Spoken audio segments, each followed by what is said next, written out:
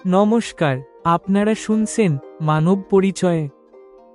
গত পর্বে আপনারা অ্যাডভোকেট ফিরদৌসের সাথে আমার জনশূন্য রাস্তার সেই ৪৫ মিনিটের যাত্রা শুনেছেন, যা তার উপর ঘটে যাওয়া অত্যাচার এবং আমার মানব ধর্মকে সামনে এনেছিল। আজ গল্পটি বিচারের কাঠগড়ায় পৌঁছেছে। ফিরদৌস তার স্বামী নাসিরের বিরুদ্ধে বেআইনি ৩ তালাকের ট্রিপল তালাক জন্য মামলা দায়ের করেছেন।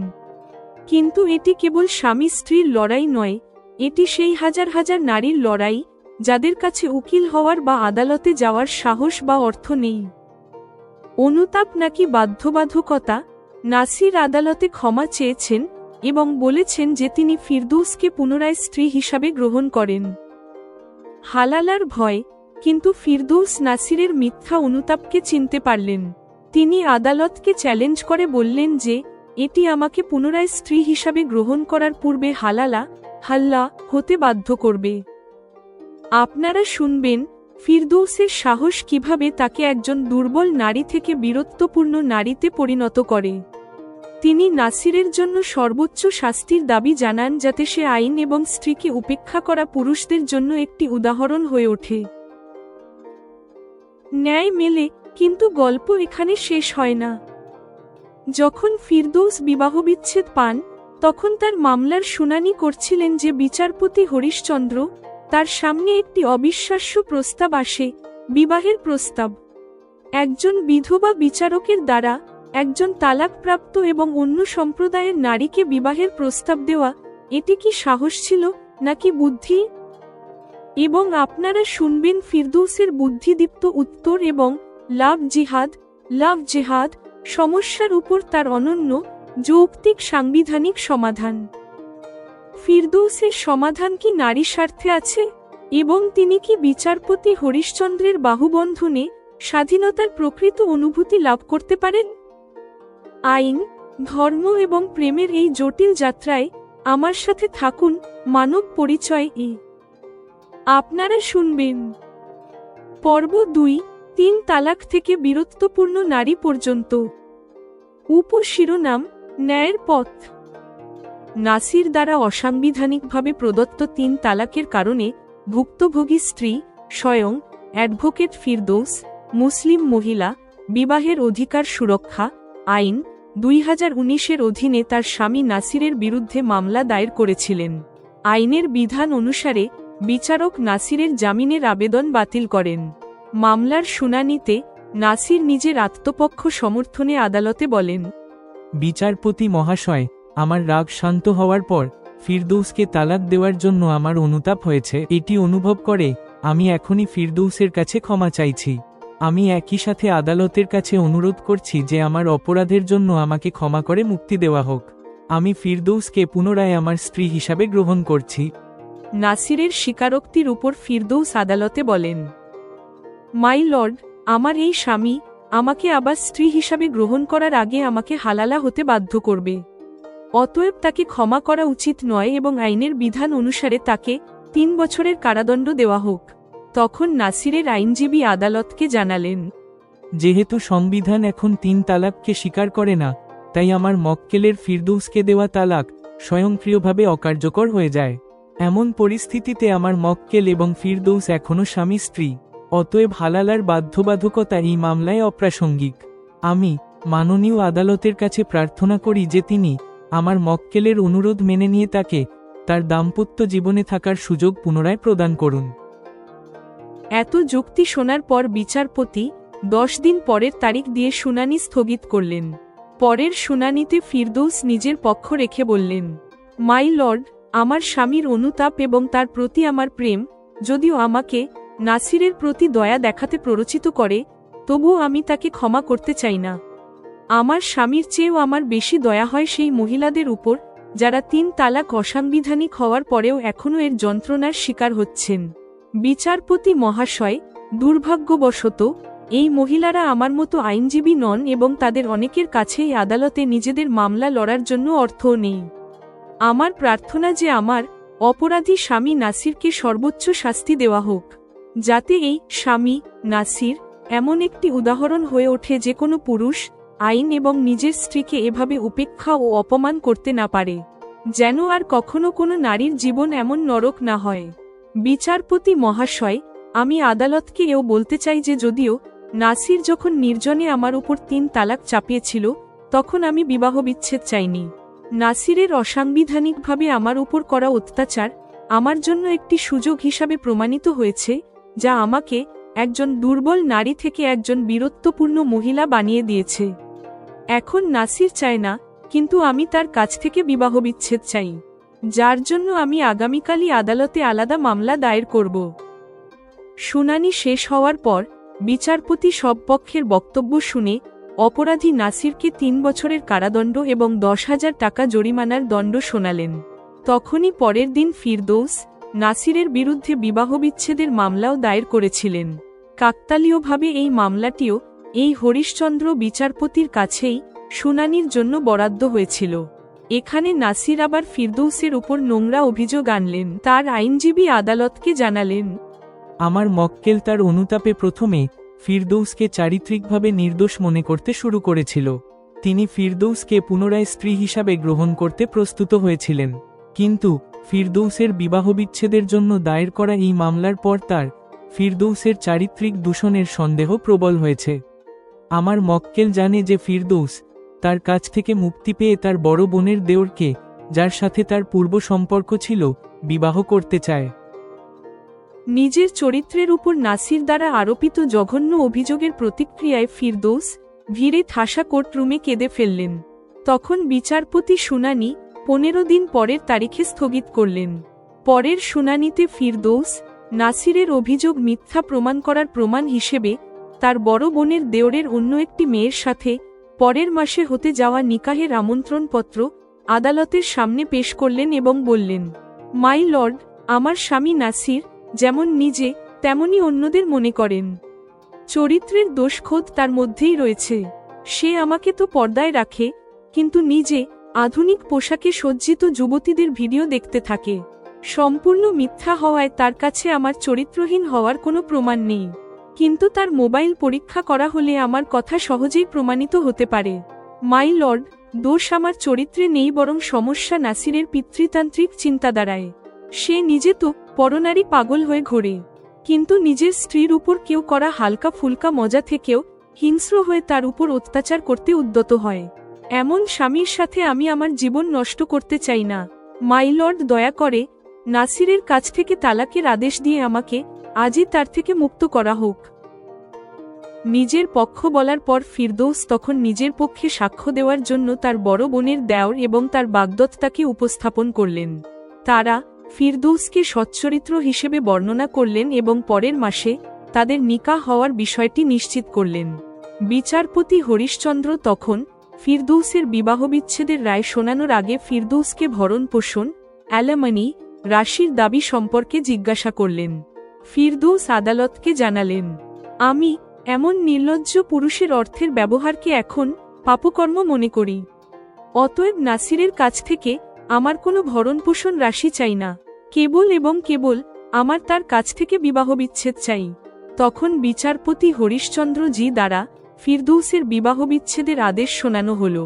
ফিরদৌসের বিবাহবিচ্ছেদ হওয়ার কয়েকদিন পর এক দুপুরে আদালতের চাপরাশি এসে ফিরদৌসকে জানালেন, আজ ছুটি হয়ে যাওয়ার পর বিচারপতি হরিশচন্দ্র জি আপনাকে স্মরণ করেছেন, তিনি আপনার সাথে দেখা করতে চান। ফিরদৌস ছুটির পর হরিশচন্দ্র জি এর সাথে দেখা করতে গেলেন।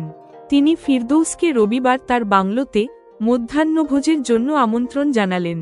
সেই অনুযায়ী রবিবার ফিরদৌস তার বাসভবনে পৌঁছলেন। সেখানে চা পানের ফাঁকে ফাঁকে হরিশচন্দ্র ফিরদৌসকে বললেন, আমি 3 বছর বয়সী একটি মেয়ের বাবা। 2 বছর আগে একটি দুঃখজনক দুর্ঘটনায় আমার স্ত্রীর মৃত্যু হয়েছে। এই মুহূর্তে আমার নিষ্পাপ মেয়েটি মায়ের স্নেহ থেকে বঞ্চিত। ফিরদৌস, যদি আপনি আমার সাথে আপনার ভবিষ্যৎ দেখেন, তাহলে আমি আপনাকে বিয়ে করতে চাই। যদিও আমাদের বয়সের মধ্যে প্রায় 10 বছরের পার্থক্য রয়েছে, তবুও এই সমস্ত কিছু সত্ত্বেও আপনার কাছে যদি এই প্রস্তাব গ্রহণযোগ্য মনে হয়, তবে আপনি অনুগ্রহ করে এটি নিয়ে বিবেচনা করুন। ফিরদৌস সিদ্ধান্ত নিতে কোনো তাড়াহুড়ো করলেন না, তিনি বিবেচনা করার জন্য সময় চাইলেন। তারপর মধ্যাহ্নভোজের পর ফিরদৌস নিজের বাড়ি ফিরে গেলেন।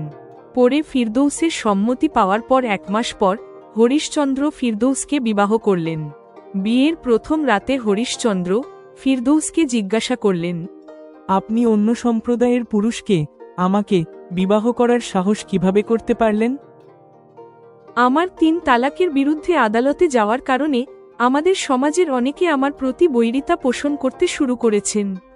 এমন পরিস্থিতিতে আমার পক্ষে আবার নতুন করে ঘর বাঁধা আমার কাছে কঠিন মনে হচ্ছিল। এমন সময় আপনি বিবাহের প্রস্তাব করলেন। যদিও আপনি অন্য সম্প্রদায়ের, কিন্তু একজন অত্যন্ত যোগ্য ব্যক্তি। আমার কোনো সন্দেহ নেই যে বিধবা হওয়া সত্ত্বেও আপনি যে কোনো অবিবাহিত মেয়েকে পেতে পারতেন। কিন্তু আপনি আপনার আদর্শগতভাবে পরিপক্ক পুরুষ হওয়ার পরিচয় দিয়ে আমার মতো তালাকপ্রাপ্ত নারীর সাথে বিবাহের প্রস্তাব করলেন।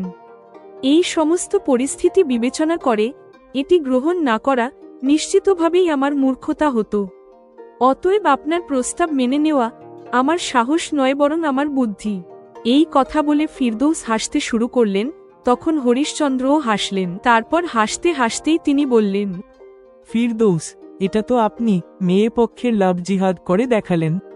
এই কথায় ফিরদৌস লজ্জা পেলেন। তারপর তিনি বললেন, বিচারপতি মহাশয়, দেশে লাভ জিহাদ সমস্যা মোকাবিলার জন্য আইনে শুধুমাত্র একটি বিধান করার প্রয়োজন রয়েছে।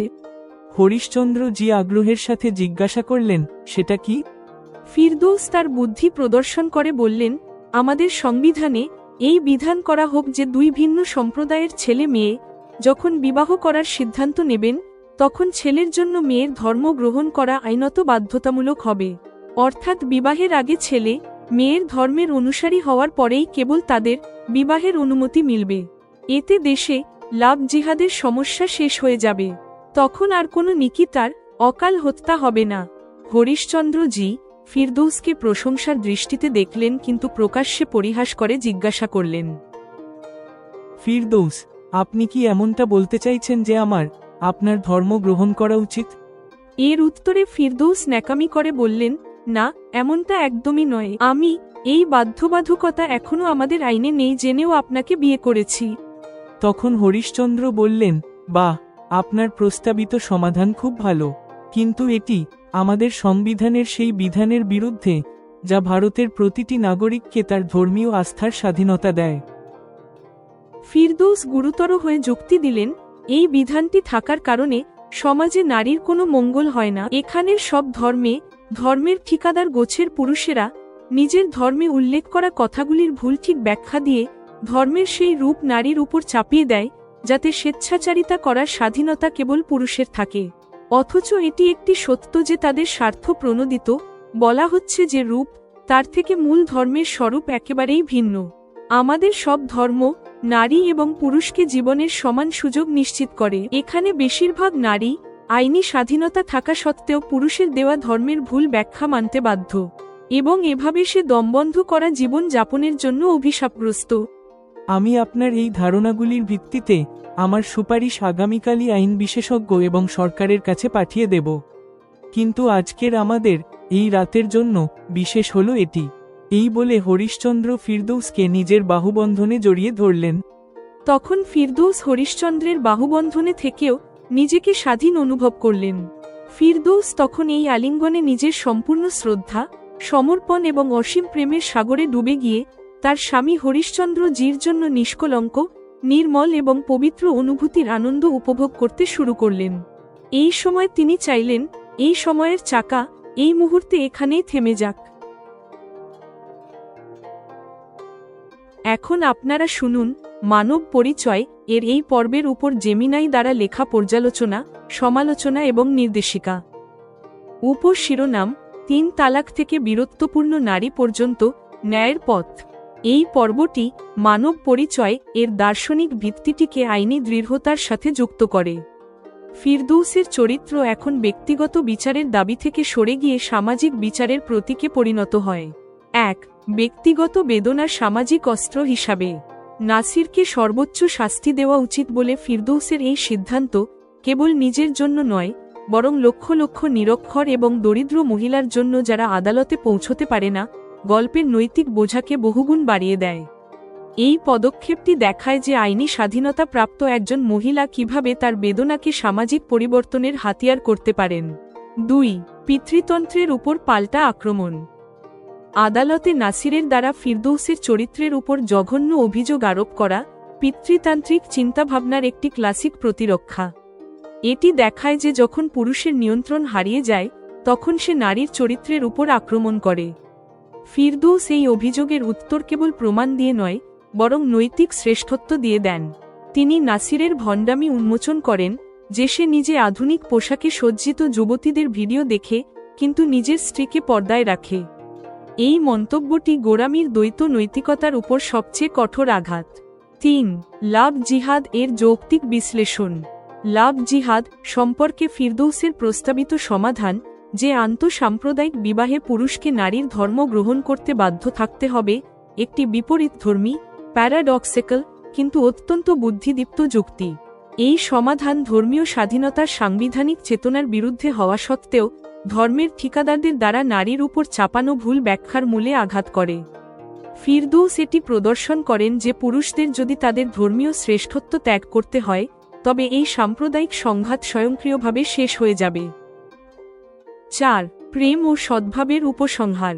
বিচারপতি হরিশচন্দ্র কর্তৃক ফিরদৌসকে বিবাহের প্রস্তাব দেওয়া করুণা, সম্মান এবং যোগ্যতার ভিত্তিতে আন্তঃসাম্প্রদায়িক সদ্ভাবের সর্বোচ্চ উদাহরণ। ফিরদৌসের প্রস্তাব গ্রহণ করা সাহস নয়, বরং নিরাপত্তা এবং সম্মানকে অগ্রাধিকার দেওয়া একজন তালাকপ্রাপ্ত নারীর বুদ্ধি। তাদের আলিঙ্গন একটি রোমান্টিক ক্লাইম্যাক্সের চেয়েও বেশি কিছু, এটি প্রথার শৃঙ্খল থেকে মুক্তি এবং মানবিক প্রেমের স্বাধীনতার প্রতীক। সুতরাং এই পর্বটি প্রমাণ করে যে ব্যক্তিগত সাহস এবং নৈতিকতার সমন্বয় না হলে বিচারক এবং সামাজিক সংস্কার সম্ভব নয়। পর্ব 2 সমাপ্ত।